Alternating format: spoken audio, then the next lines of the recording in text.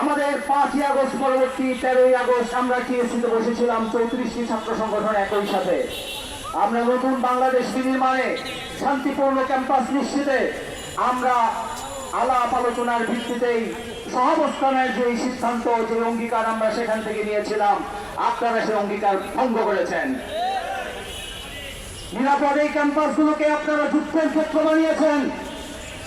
শিক্ষার্থীদেরকে আপনারা অস্ত্রের মুখে রেখেছেন, পেশি শক্তির ব্যবহারের মধ্য দিয়ে, সন্ত্রাসী কার্যক্রমের মধ্য দিয়ে আপনারা শিক্ষার্থীদের আবারও অনিশ্চয়তার মধ্যে ঠেলে দিয়েছেন। যে অনিশ্চয়তার মধ্যে 2001 থেকে 6 পর্যন্ত আপনারা ঠেলে দিয়েছিলেন, যে অনিশ্চয়তার মধ্যে বিগত 17 বছর ছাত্রলীগ আপনাদেরকে অনিশ্চয়তার মুখে রেখেছিল, আপনারাও ঠিক যখন মজলুম থেকে আবার যখন ফিরে এসেছেন, নতুন ভাবে শিক্ষা প্রতিষ্ঠানগুলোতে শিক্ষার্থী বান্ধব কাজ না করে আপনারা শিক্ষার্থীদের উপরে আবার জালেমের ভূমিকা অবতীর্ণ হচ্ছেন। আমরা আপনাদের প্রতি উদাত্ত আহ্বান জানাই, আসুন নিজেদের মধ্যে এই হিংসা, প্রতিহিংসা, হামলা মামলা এগুলো ভুলে গিয়ে আমরা সবাই মিলে শিক্ষার্থী বান্ধব কাজকর্মের মধ্য দিয়ে, শিক্ষার্থী বান্ধব কল্যাণমুখী ছাত্র রাজনীতি চর্চার মধ্য দিয়ে, সহাবস্থানের রাজনীতি চর্চার মধ্য দিয়ে আমরা শিক্ষা প্রতিষ্ঠানগুলোকে শিক্ষার্থী বান্ধব প্রতিষ্ঠান হিসেবে গড়ে তুলি। আজকের এই সন্ত্রাস বিরোধী পদযাত্রা থেকে আপনাদের প্রতি উদাত্ত আহ্বান জানাই। একই সাথে বাংলাদেশের মধ্যে বর্তমান যে সংকটগুলো রয়েছে, বিশেষ করে এসএসসি পরীক্ষা চলছে, কিন্তু বিদ্যুতের ভয়াবহ অবস্থা, শিক্ষার্থীরা পড়তে পারে না। সারাদিন গ্রামগঞ্জগুলোতে, শহরগুলোতে, ঢাকা শহরে হয়তো কম বিদ্যুৎ চায়, কিন্তু তৃণমূলের যে জেলাগুলো আছে, গ্রামগুলোতে আছে ভয়াবহ অবস্থা।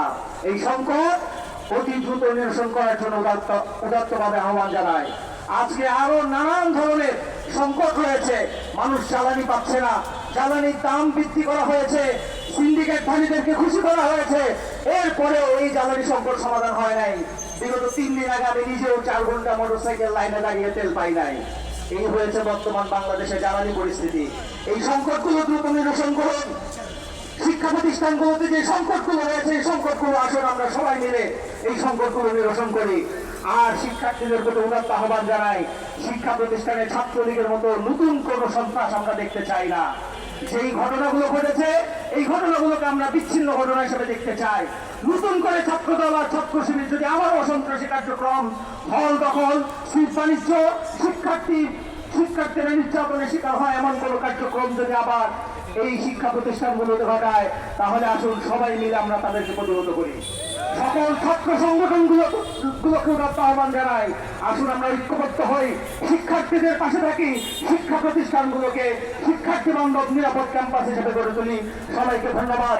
আগামী 26 তারিখ, এপ্রিলের 26 তারিখ রবিবার সারা দেশে আমরা নিরাপদ ক্যাম্পাসের দাবিতে সন্ত্রাস বিরোধী মানববন্ধন কর্মসূচি পালন করবো ইনশাআল্লাহ।